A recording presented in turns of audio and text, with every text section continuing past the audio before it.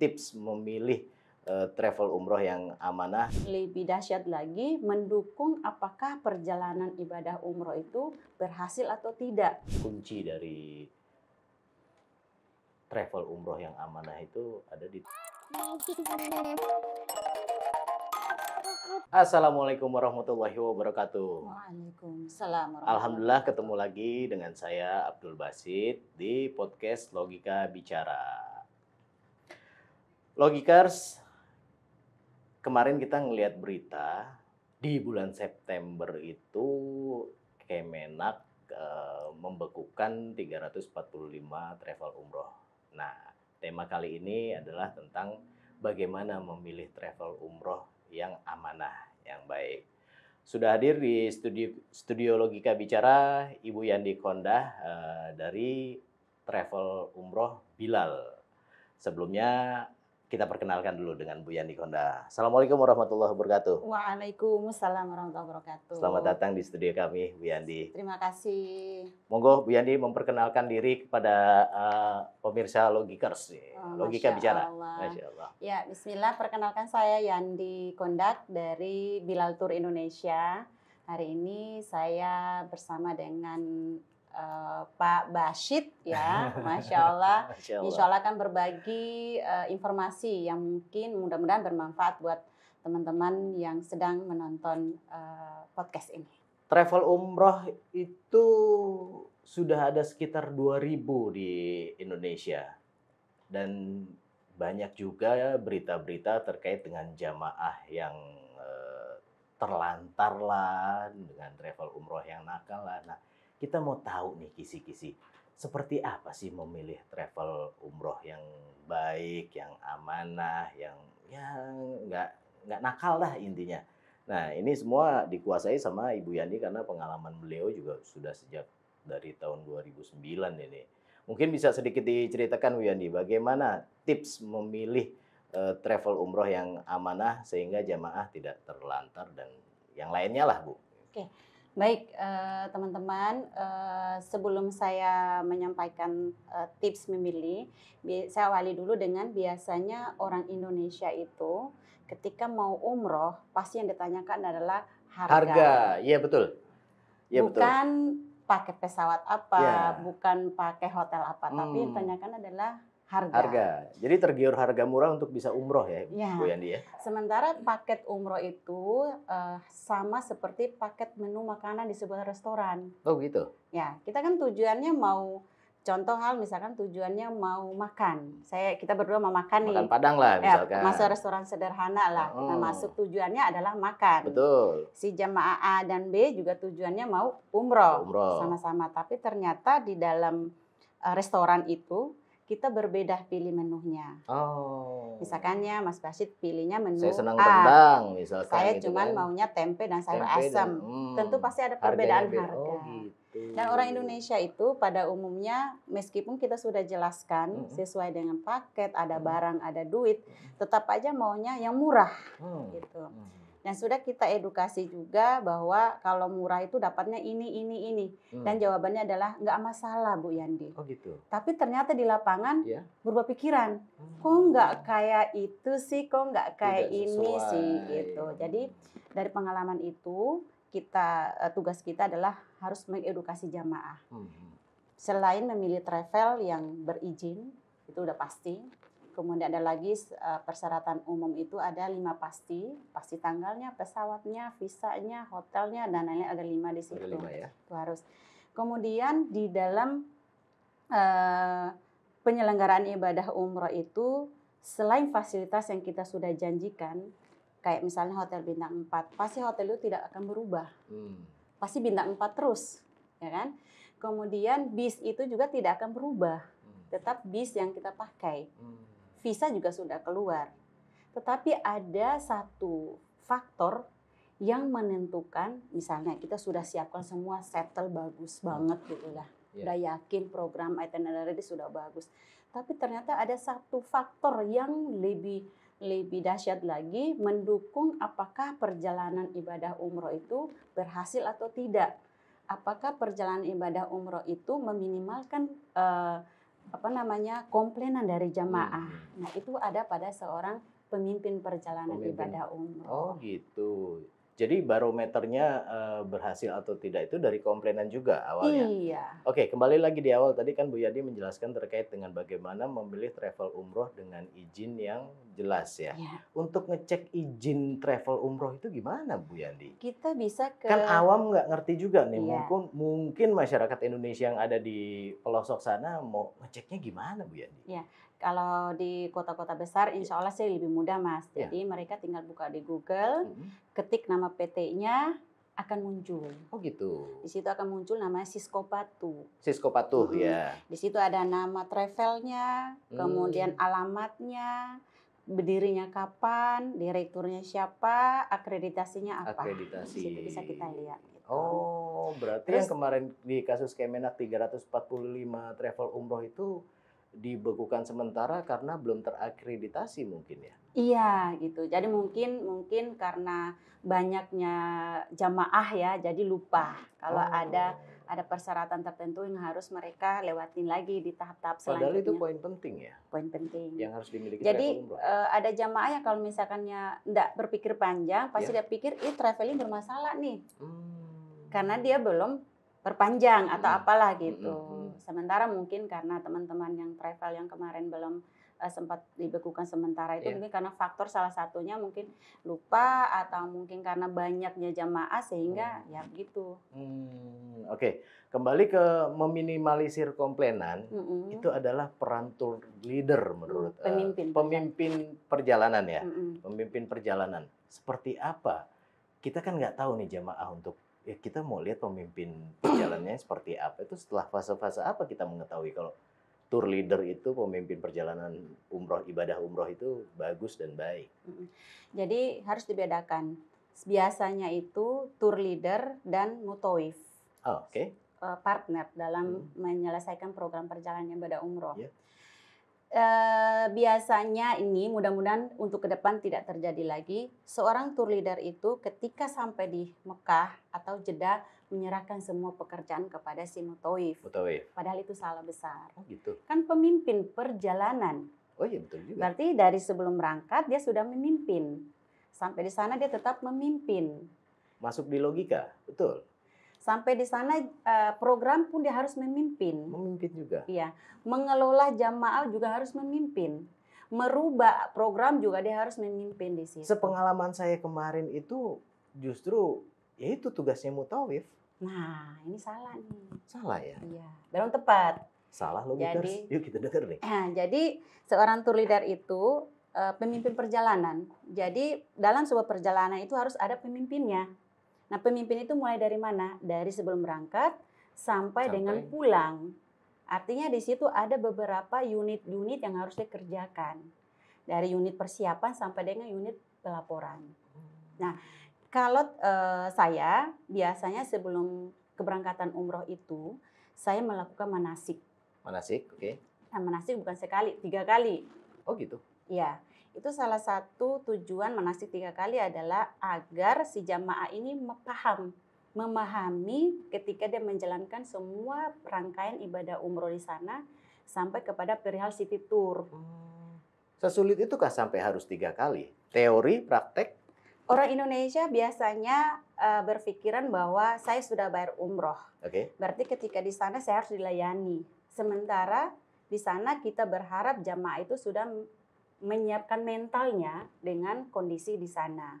Misalnya ternyata dia dapat sekamar tidak dengan orang yang satu frekuensi. Akhirnya nanti curhat-curhatan lah. Yang jadi sasaran si pemimpin perjalanan. Bu Yandi, itu teman sekamar saya orangnya kalau tidur maaf-maaf ya main musik gitu misalnya. Terus misalnya lagi umroh malah gibah ya? Iya, jadi kita meminimalkan, artinya sebelum berangkat itu kita berikan pemahaman kepada jamaah bahwa Bapak Ibu harus siap menerima ketetapan Allah di sana. Contoh kecil, mungkin terbiasa makanan di sini yang pedas. Ternyata di sana restoran cabenya doang merah tapi nggak pedas. Jangan ngedumel ya gitu, tapi terima saja, fokus kepada ibadah. Berhasil? Berhasil, alhamdulillah. Dan itu manasik yang pertama, kita merubah dulu mindset jamaah, menata dulu mereka biar menyiapkan mentalnya ketika di sana kalau ada hal-hal yang tidak sesuai keinginan mereka. Kemudian kedua adalah praktek. Karena tidak semua jamaah itu mereka sudah berangkat umroh berkali-kali. Adapun yang berkali-kali. Baru pertama kali. Adapun berkali-kali tapi sama aja seperti orang baru pertama kali umrah. Ada. Dan itu saya ngalamin berkali-kali. Jadi dari pengalaman itu umroh manasik kedua langsung praktek. Praktek pada saat sudah mikot. Contohnya sudah dari mikot, kemudian rukun kedua tawaf, rukun ketiga syai, rukun keempatnya tahalul, dan kelima tertib. Itu kami harus edukasi jamaah sampai mereka tuh paham. Dan itu kita prakteknya di asrama haji Pondok Gede. Tapi sebelumnya itu ada satu step lagi yang saya lakukan, yaitu identifikasi si jamaah. Apa yang saya identifikasi adalah dari usianya, faktor kesehatan, kemudian karakternya.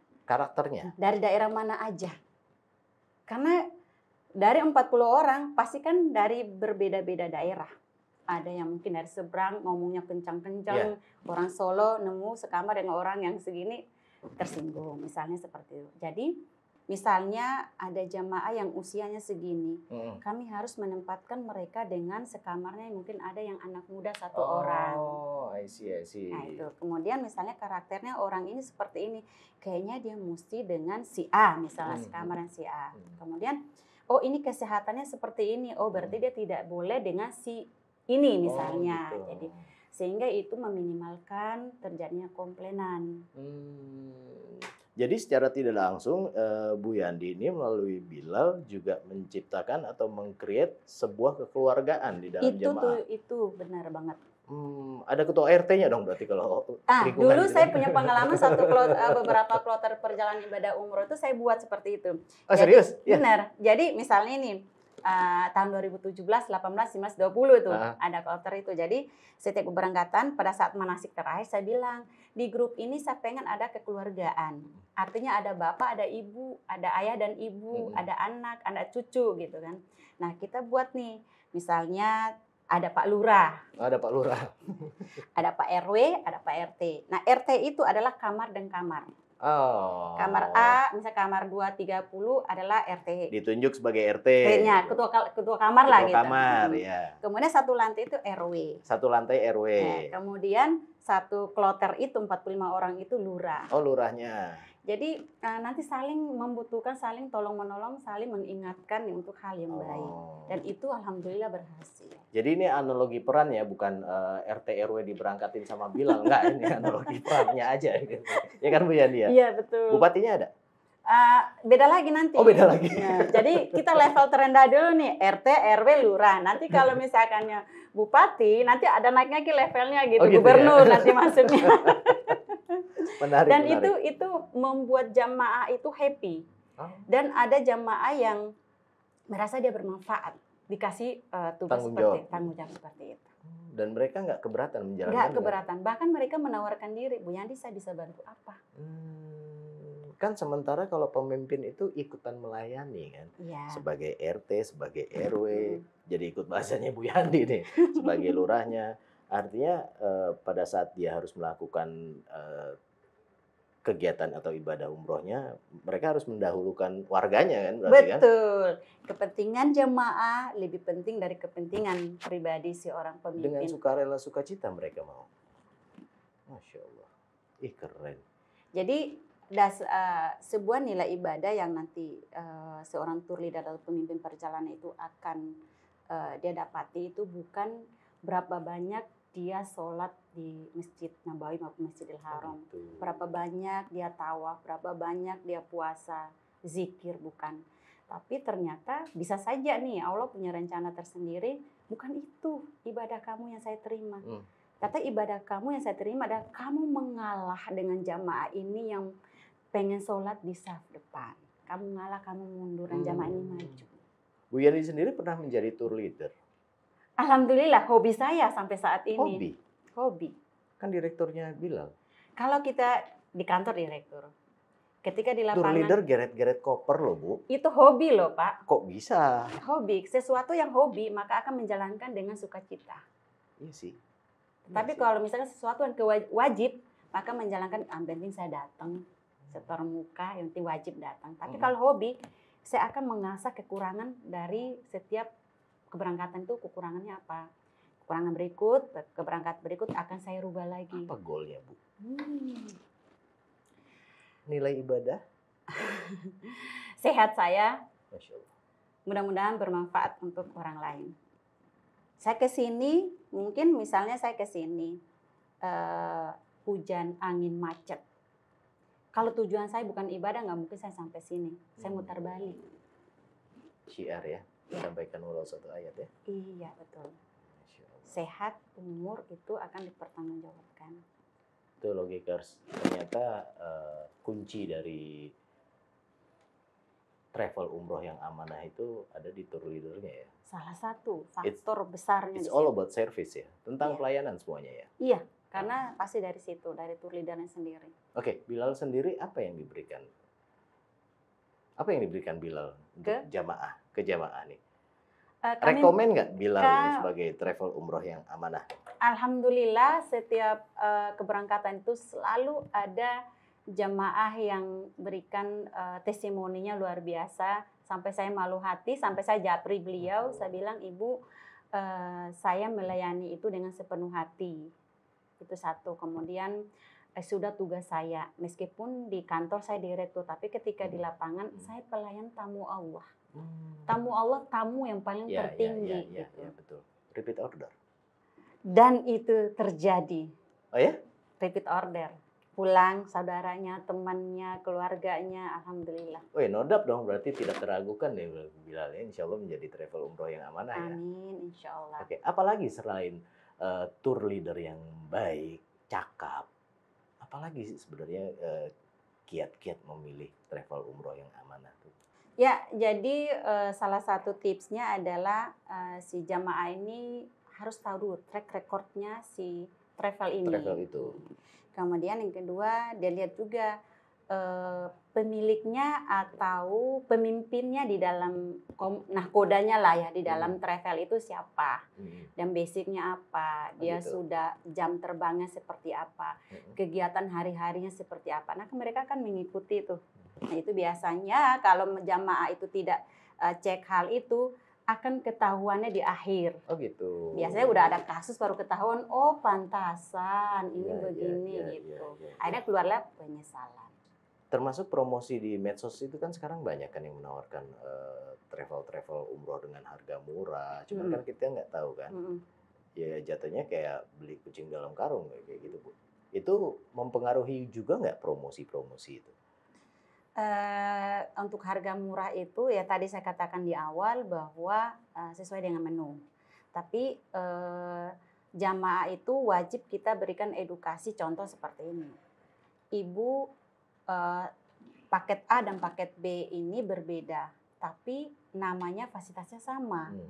Ini bintang 4, ini juga bintang 4. Kemudian ini masjid. Sama-sama bintang 4 nih. Tapi kok yang B lebih murah, yang A lebih mahal. Kita lihat, ternyata yang B lebih murah karena ketika akses ke dalam masjid harus mutar-mutar dulu. Itu. Ternyata ini kenapa mahal karena dia ketika ke masjid langsung, nggak belok-belok. Itu salah satu faktor kenapa harga A dan B berbeda. Akomodasinya juga? Iya sama. Maskapainya, ya, misalnya hotelnya. yang berikut ini pesawatnya pakai yang direct, ini yang nggak direct, pasti lebih murah daripada yang direct. Oh gitu. Dan itu jamaah harus kita sampaikan di awal, edukasi kepada mereka. Nah makanya kan masyarakat Indonesia itu kalau udah melototin TikTok, Instagram, Facebook misalkan, wah ada iklan di sini, ada promosi travel umroh yang bagus nih, bagus.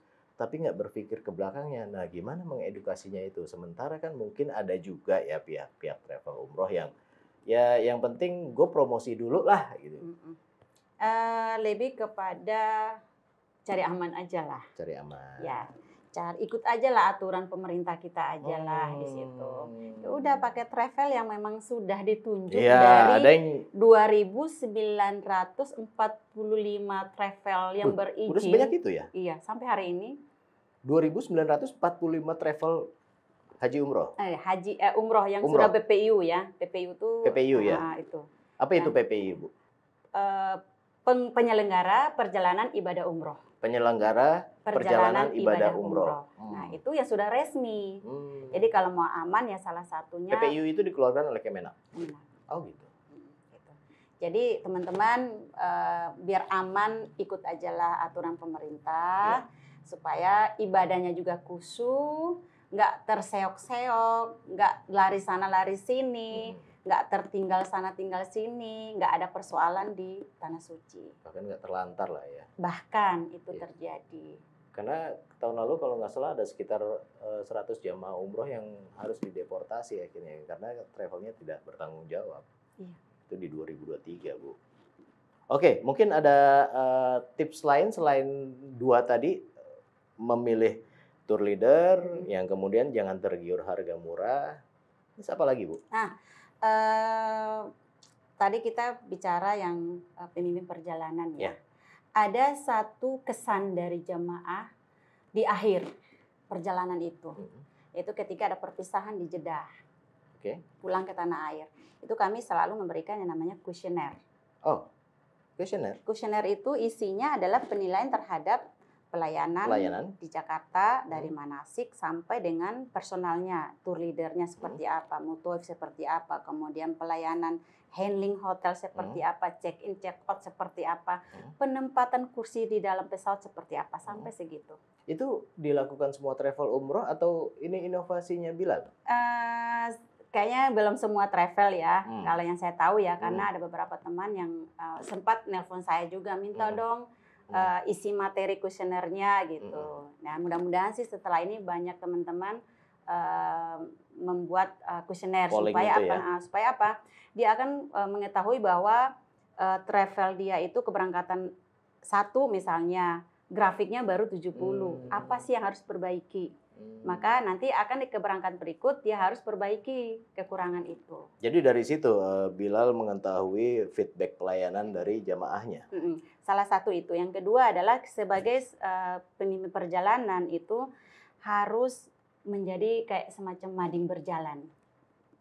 Pusat informasi? Iya.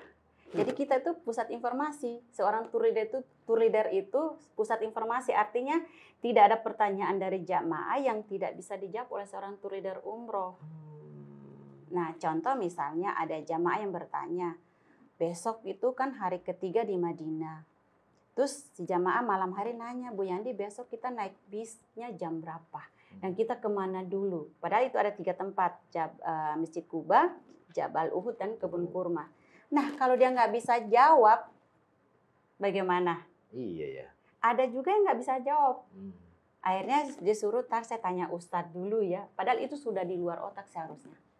Program perjalanan 9 hari, 12 hari, berapapun itu harus sudah di luar otak. Di Madinah berapa hari, hari pertama ngapain, 2 ngapain, 3 ngapain, dan seterusnya. Nah, berarti tour leader itu harus kaya dengan ilmu geografisnya juga dong. Dan dia paham itinerary yang dia buat, kan? Iya. Nah, kalau misalkan baru-baru nih travel umrohnya, ada trainingnya nggak sih ini si tour leader ini?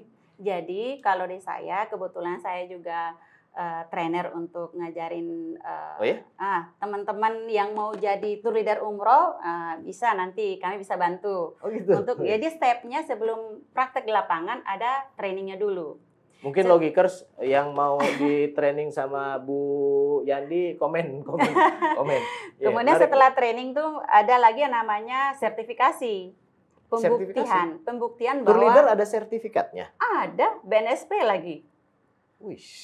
Nah, itu nilai jual tour leader lebih tinggi loh. Kalau dia sudah ikut training, kemudian sudah sertifikasi BNSP, itu nilai jual dia di travel sebagai profesi tour leader lebih. Ngalamin nggak? Dari tour travel ini kerja akhirnya dilamar sama tour travel umroh yang lainnya dengan mentransfer sekian karena sudah tersertifikasi. Sampai saat ini alhamdulillah masih di Bilal sih. Saya cuma berbagi saja kepada teman-teman yang mau belajar, gitu. Saya berbagi gitu. Kirain Bu Yani udah dilirik sama travel umroh. Ada yang lirik, tapi cinta saya sama Bilal aja dulu sementara. Terus satu lagi itu seorang tour leader umroh ada nilai plusnya dalam tambahan nilai untuk saya travel adalah dia harus siap take over pekerjaan mutawif. Nah, double tugasnya. Iya, Harus tahu gimana multi talent. Doa-doanya tawaf, sa'i. Jadi gini, Kan itu tugas mutawif kan? Iya, harus tugas mutawif. Maksudnya gini, seperti ini. Jadi misalnya dalam rukun umroh kedua kan tawaf tuh. Ada dari 40 orang itu ada 2 jamaah yang batal wudhu. Itu tugas siapa? Menemani si jamaah untuk berwudhu kembali. Nggak mungkin 38 orang ini bersama mutawif menunggu 2 orang ini. Kan nggak mungkin. Tugasnya adalah si tour leader.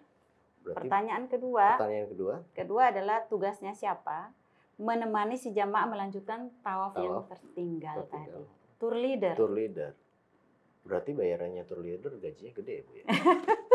Logikers gajinya gede jadi tour leader. Udah umroh dibayar ya, Bu ya? Iya, masa aku dapat pula kan gitu. Oh.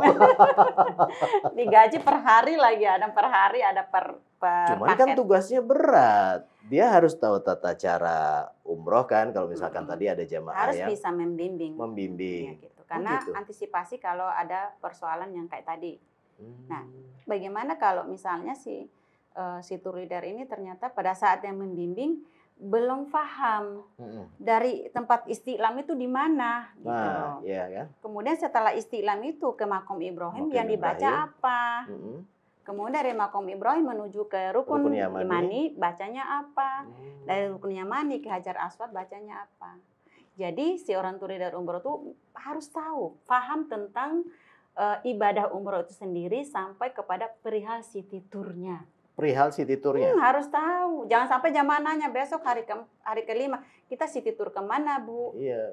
Kemana ya? Belanja kemana ya? Kemana ya? Iya. Gitu. Jadi harus langsung dijawab. Itu kaitannya dengan mading berjalan tadi. Oh, iya benar. Kaitannya dengan mading berjalan sama ya apa ya? Peta saku juga kali ya? Iya. Ada satu termasuk lagi. City tour juga itu ya? Ada satu lagi namanya koper sabar. Koper sabar? Iya. Maksudnya? Jadi identiknya kalau jamaah umroh itu kan selalu bawa koper barang bawaan. Isinya apa? Oleh-oleh. Nah, kita sebagai tour leader nggak usah isi oleh-oleh. Isinya apa? Koper sabar. Koper kita tuh isi dengan kesabaran. Kalau isinya jamaahnya yang julid kali ya? Atau maunya banyak Kenapa gitu? Kenapa saya bilang koper sabar? Karena tidak menutup kemungkinan nanti ada jamaah yang bikin kita kesal. Iya sih, pasti ada sih. Contoh misalnya, ada jamaah yang sudah kita umumkan setiap hari, mading berjalan sudah kita kerjakan tiap saat. Tapi ketika jam makan malam, kita udah bilang maksimal jam 9, jam 10 udah di close ya. Ternyata jam 11 baru si jamaah datang. Ketika datang si jamaah marah-marah sama tour leadernya. Gimana sih, saya kan belum makan. Kenapa restoran sudah tutup?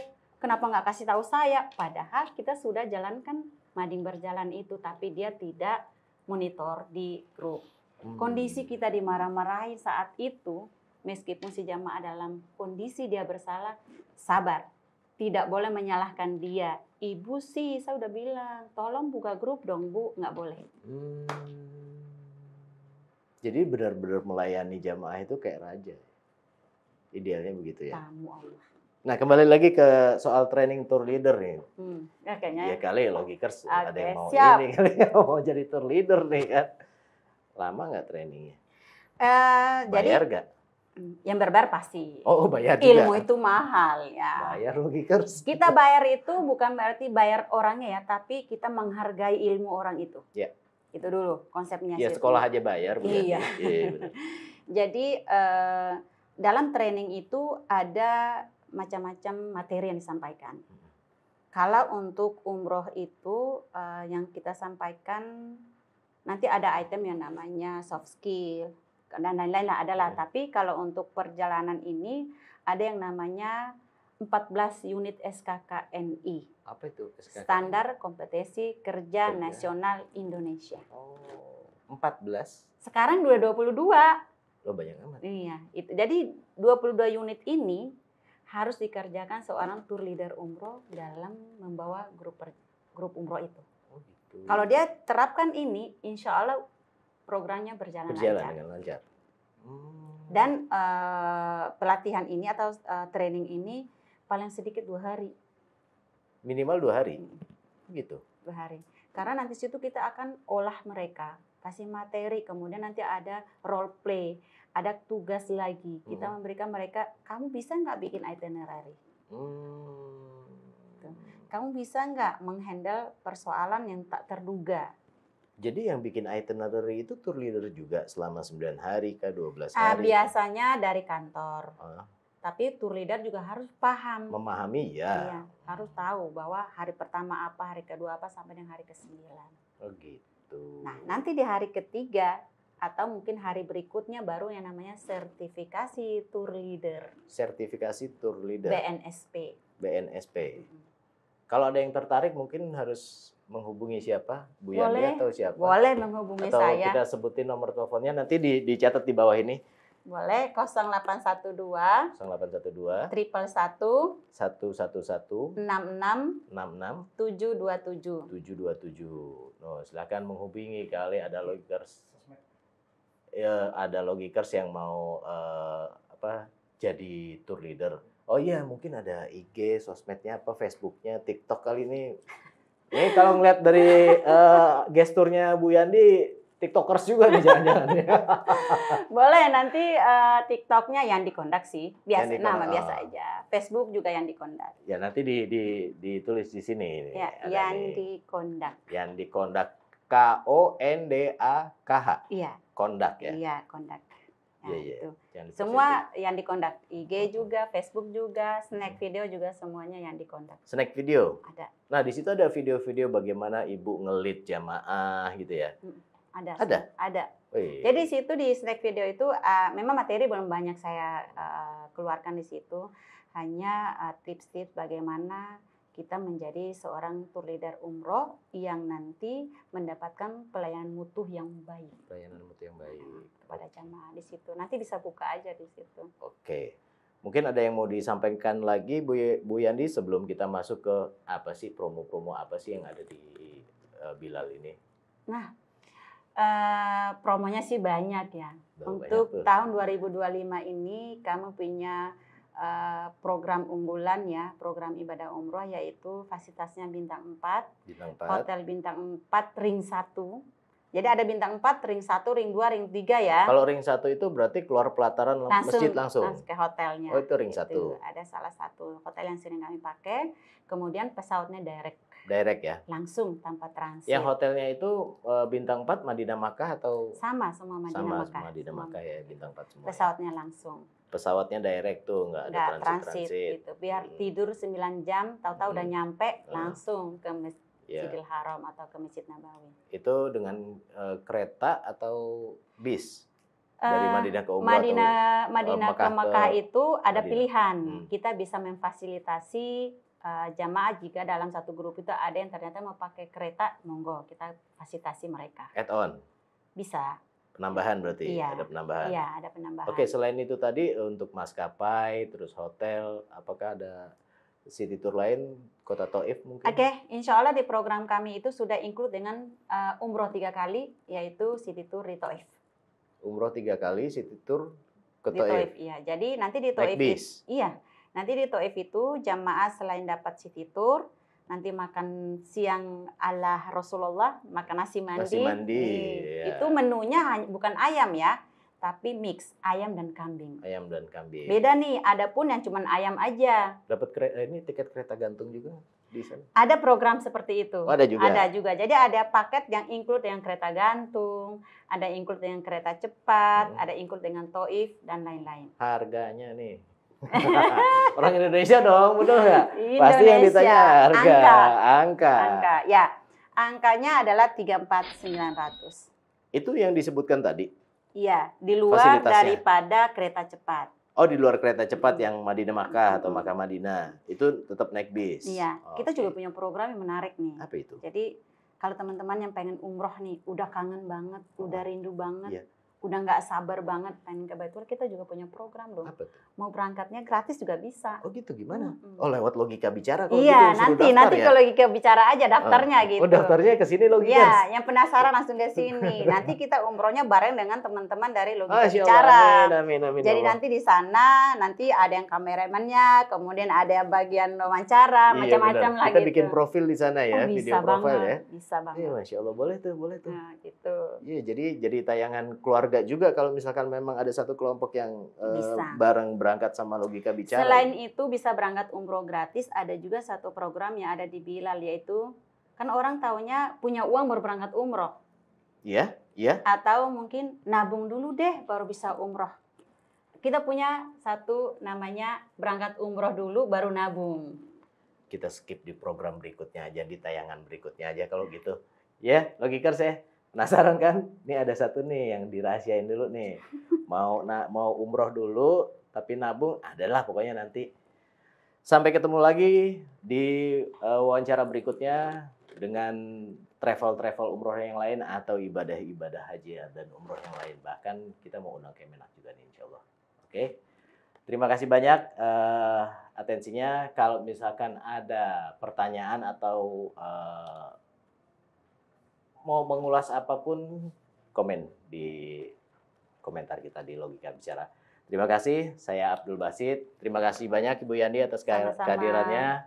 Assalamualaikum warahmatullahi wabarakatuh. Waalaikumsalam warahmatullahi wabarakatuh.